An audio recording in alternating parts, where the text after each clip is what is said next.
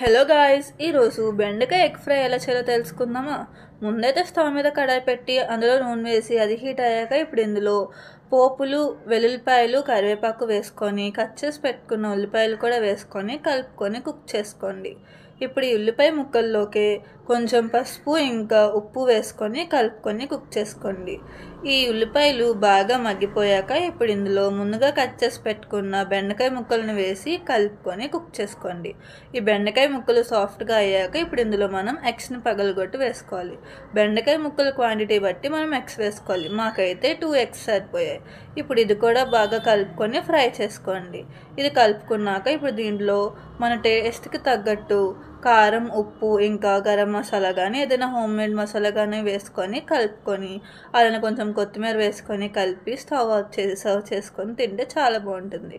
మా అమ్మ అయితే లంచ్కి పెట్టారు. ఇది చాలా చాలా బాగుంది.